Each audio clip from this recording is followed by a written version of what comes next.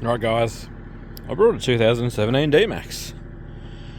This is a 2017 Dmax two-wheel drive with the quite famous now 4JJ1 Isuzu engine.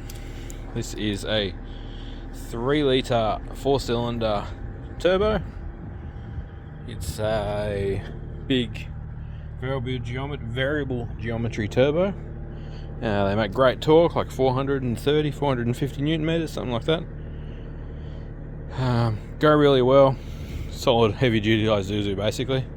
These ones are 6-speed manuals. You got things like the full dash screen infotainment system, 6 gears like I said, aircon and cruise control and all those goodies. So they're not a bad ute. It's got a massive aluminium tray on it, which is really big. We'll get dimensions of that later. It also has a 3.5 ton tow rating. But as you can see, our one had a bad day. It's like anything, I don't buy anything new. It's had a bit of a rough time. Now, I'd be dreaming to pretend that I wasn't a little bit out of my depth. But first things first, let's get rid of some of this crash damage so we can see what's going on. We'll pull some things out, straighten some things up. This top little bar is actually really light duty. That's just where the grill actually sits on.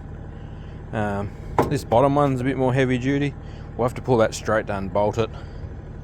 It has cracked the intercooler. It's got a stupid plastic tank on the intercooler. So let's just start by cranking some pressure off some things.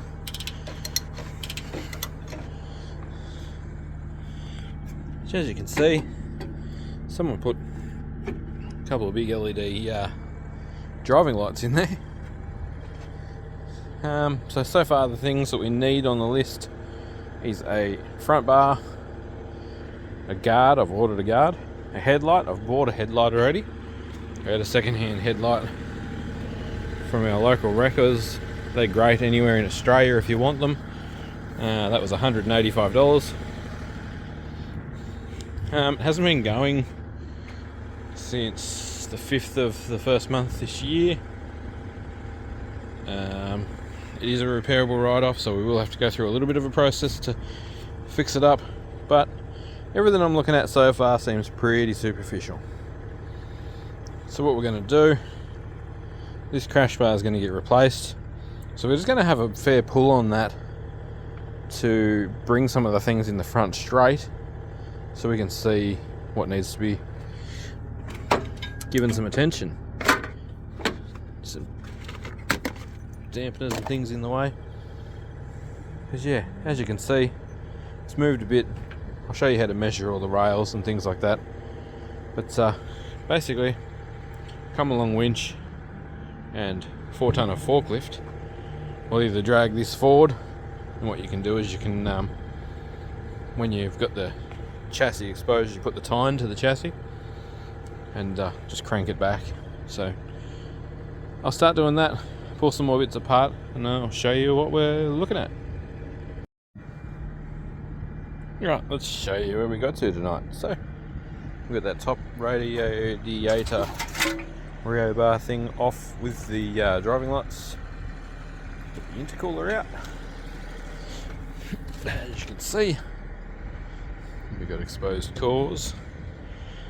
That one's toast. Apparently I can get them off the internet nice and cheap. You can see where it's leaned on the center of the aircon condenser a little bit, but not terribly hard. It's still got all its gas in it, which is the wind. So we've been using the forklift and a come along to have a bit of a pull here.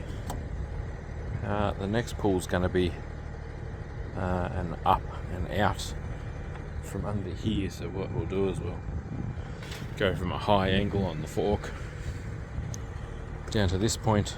We want to give that a bit of a lift and a pull out. As you can see, this side's kind of got a bit of a downward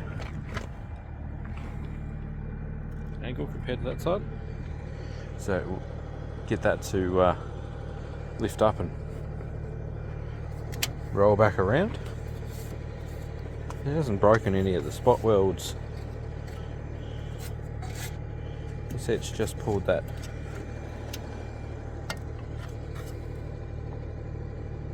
away from the seam sealer. Looks like someone's gone through and just marked a few bits there where the movement is. It's a horribly dusty place to have your intake snorkel. That's the intake snorkel into the bottom of the airbox. That managed to survive. And then we just need to check out the other side and compare this. So I might even pop the headlight out of the passenger side, just so we can get some good points to measure to. So that higher up bar was across there. That was need him back in there. That's where our intercooler sits.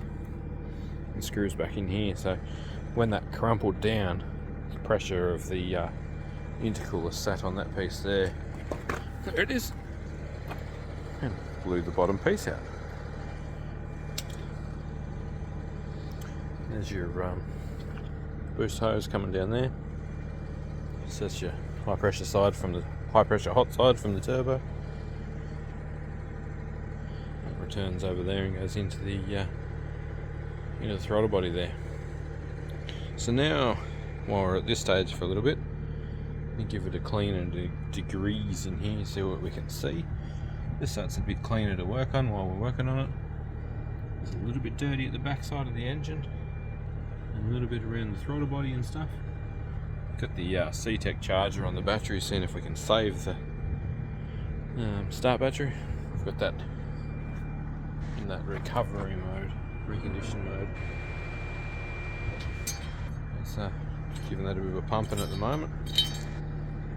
What else do we find? Oh, we've got some wiring down here for some fog lights. We might stick them on the front bar facing forward later. We'll see how we go when we get this back together. Just got to straighten some kinks out. From what I could see online, that looks high at the moment. I'm just putting all the hardware up there out of the way. But yeah, it's just looks a little bit rocked forward across the front. See where the ripples are. That should be a fair bit flatter, so we'll work on that. We'll have access to slide hammers and dollies and stuff like that on the weekend in the body shop, so we'll be able to have a bit of a play. And a mate has a similar age one that I'll be able to kind of reference a bit of what's going on, where it's out of shape. So we've got a couple of headlight mounts. It's quite a dirty vehicle. The outside's not that bad. The outside and the inside of the cab's not that bad, but under the bonnet I don't think it ever used to get opened. It has the full service history, so obviously it got looked after, kind of. Oh, we did a window. I've got a mate who does windows, so that shouldn't be too bad. Yeah. Interior, I found a spare key. It's got pretty much brand new Maxxis Bravos on it. See? Bottom down here needs to come forwards as well. It's hanging down and back a bit. Yeah, that bottom crash bar really copped it. You just have to straighten out those very ends there. I'm just going to cut this one off until I can get to the bolts. not going to do that now because it's getting later. But yeah, here's part 1 of the Fix Up the Dmax series. The bonnet, I'm not sure whether we can save it or not. Looks like it went through a fence. Those scratches are quite often like fence kind of things. So someone's gone around with a marker. Stupid torch. Pulse width LEDs were a pain. And they've put some marks on some things, so yeah, we need to get some proper measurements on all these bits and we should be good. The hoop on this side of the airbox broke and the airbox shuffled over. That one's still intact.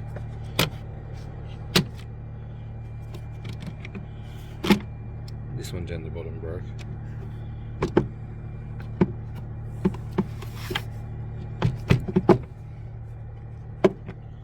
So we might have to make a fixing to save that. It does shut pretty nicely still. Yeah, you can see someone with a paint pen's done some assessing. And they've said, you know, we need an airbox and those bits, airbox and a bonnet and these bits in here. So pretty cool. Look for marks when you are buying a repairable write-off. I'm not doing this by myself. My mate will come help me with this one and show me what he thinks. He's got like 10 plus years experience. Well, probably 15 years now. And yeah, we'll give these radiators and stuff a clean out before we put the intercooler back in front. Yeah, any of the parts I buy for this that I put in, I'll link down below. Pack up and go inside because it's getting cold. Thanks for watching. Catch you on the next one.